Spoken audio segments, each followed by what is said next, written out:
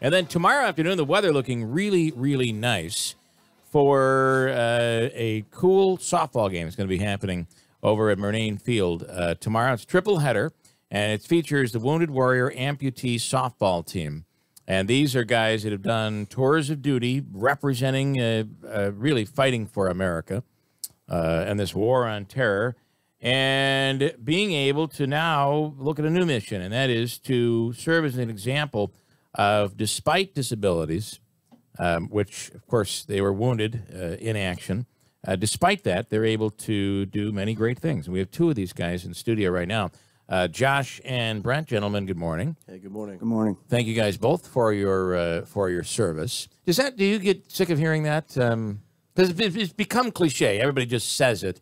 But I think we really mean it when we say it, because we wouldn't be here on the radio able to speak the way we speak if it wasn't for you guys fighting for our freedom. Yeah, that's why I usually just trust that people just believe it or mean what they they say. But, yeah. I just kind of brush it off Yeah. for the most part. Yeah. It's just something we did it was our job. That's what it boiled down to. And, well, and you're Josh, right? I'm Josh, Okay, yes. so tell us your story, could you? So my name is Josh, and I was with the U.S. Marine Corps. I got hurt in 2009. Our vehicle rolled over a 200-pound IED, and that's pretty much the gist of it. So that was almost 8 years ago already today. I got hurt October 4th, so this October will be 8 years for me. And how old are you now? I'm 27 now. I got hurt when I was 19. Jeez. Yeah, but, things happen. How many tours did you do? That was my first tour. That was I your made first it tour. about 6 months in, and then we got hit. And then, so obviously, you're going to become an amputee at this point, and you're thinking, what are you thinking? I mean, the day of, it was pretty surreal. Yeah. I was 19. I remember lying in a hospital bed thinking, this is it. My athletic career is gone. My base was just completely cut out from under me, literally.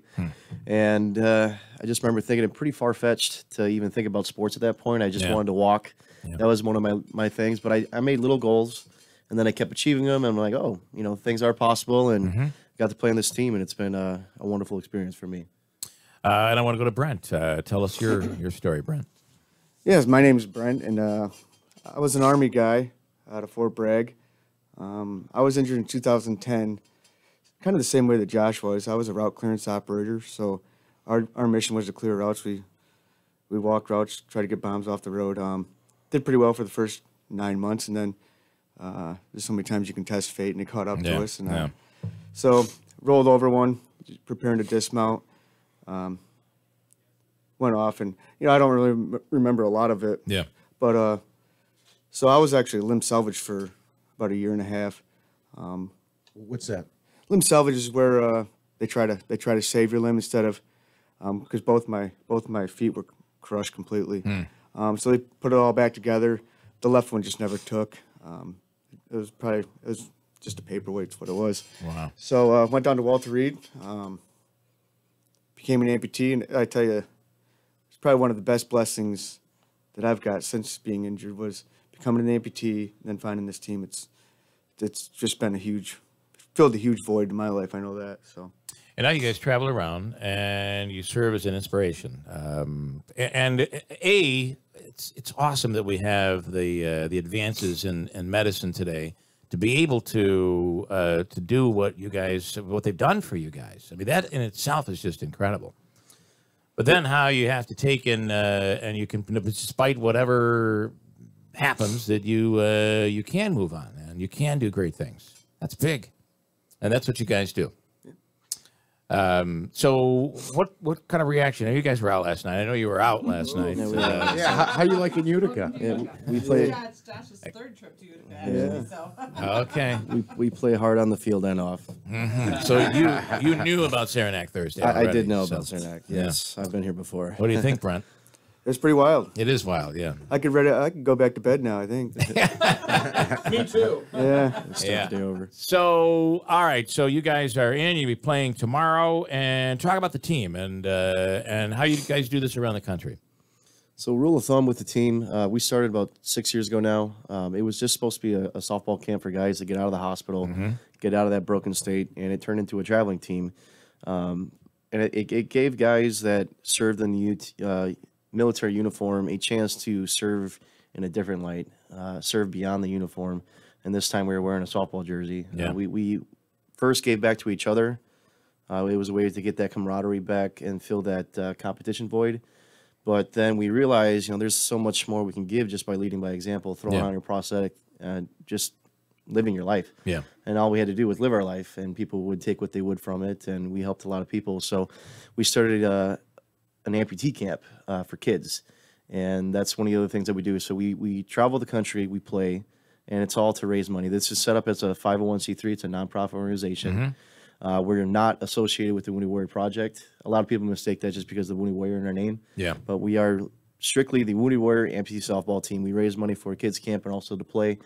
We bring kids ages 8 through 12 in for a week and really get them around other people like themselves, other kids. And it's amazing seeing a kid come in with maybe some self-esteem issues. He's been picked on in school, whatever, and then he comes out with 19 other friends and then some Wounded Warrior mentors. So we get to hang up our bats or cleats, gloves, and just be coaches and friends of them for the week. When you were doing your tour of duty, and you was it both Afghanistan?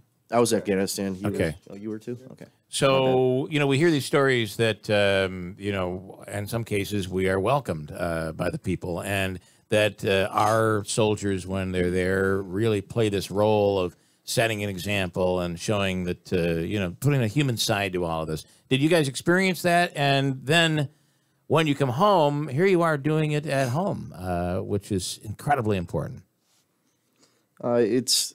Service has given my life some importance.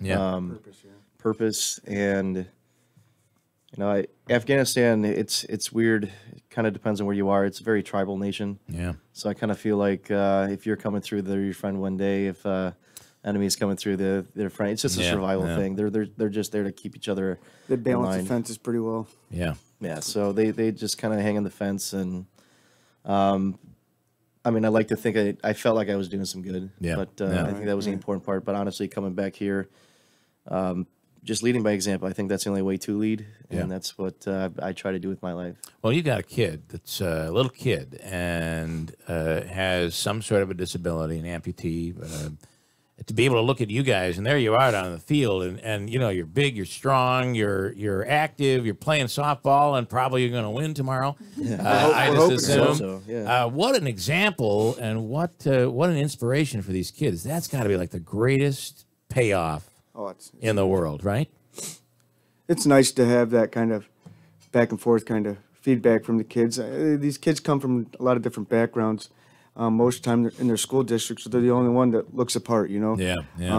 So when they come out on the field, especially with kids camp, they get to kind of be around people that are like them, and I think it goes a long way for the family too when they go back home. Pretty awesome. A little out of left field, if I might, pardon the pun. We talk about how you guys are an inspiration to a lot of people. What inspires you guys? My teammates. That's a pretty easy answer. I love. I play on the team where we're supposed to be the inspiration and stuff like that, but it's a very unique perspective when you're on the field and watching other guys with the amputations play. Brent's an unbelievable second baseman. Watching him make plays, and that you forget about the amputation after the third inning, maybe second inning, and and watching a guy make a play, you're like, oh, that was a good play, and then you're like, holy crap, that guy was an amputee or something like that. It's second thought at that point. I saw you guys play last time you were, and you guys are really, really good. I'm assuming you were baseball players prior to this? Right. Yeah, okay. Well, and we forget too. I mean, if anybody's been, you haven't been in the military, but you were in an automobile accident, or somebody was. There's that shock that that never goes away for a human being. And I can only imagine what you guys saw and what you went through and what your terrible moment was like. And so this is therapy for you guys. Oh, it's huge. Yeah. I mean, it's one way to put it. Yeah. It's like I said, it's filled a huge void for me. I know personally. You get out of service, and then you're like, well, I went back to Bath. I don't know if you guys know about Bath, but there's not a whole lot in Bath. Bath, New York. Yes. So you're an upstate New York guy. There wasn't a whole lot going on there, so the transition from military back to civilian sectors, I mean, it's almost impossible if you ask me. Yeah. But this helps. Oh, it's huge. Yeah. Well, you touched on something though that everybody's got something to deal with though. Right. Yeah. That's the thing, and you. I'm glad you did because I realized that this whole thing, these injuries, it's all given us a very unique perspective on life. Yeah. At 19 years old, I was like, oh, okay, this is what's important. This is trivial. But everybody's got something to deal with, and that's the thing. Like, you come out and watch these guys, everything starts to kind of fade away. It puts life in perspective. I just got to help out with Special Olympics, and I thought I had the perspective story until I met and watched those guys play. Yeah. It was absolutely believable. So sometimes you just kind of need that kick to get you going and maybe give you a different perspective on how life, like what's truly important in life. Well, not just are you an inspiration just because you're an inspiration, but you're, I mean, just the way you guys talk and you opening up like this is an inspiration as well. So great job, gentlemen. Thank you. And we do thank you for your service. And when we say it, we know what we're saying and we do mean it. So Appreciate it. Listen, you got to check these guys out tomorrow. It is at Murnane Field. It's a triple header. Everything gets underway at 1 p.m. Opening ceremony right around 1 o'clock, right? Citron is a big sponsor. I'll mention the Sheriff's Department on Oneida County, D&O Print Solutions, AMP Master Images, Sammy's Cafe and Chester's, mentioned all of those, and Adirondack Bank. Did I miss anything? No, you did not. All right. We'll see you out in the field. Come on out there tomorrow and check these guys out. We got a break. We'll come right back. Thank you, guys.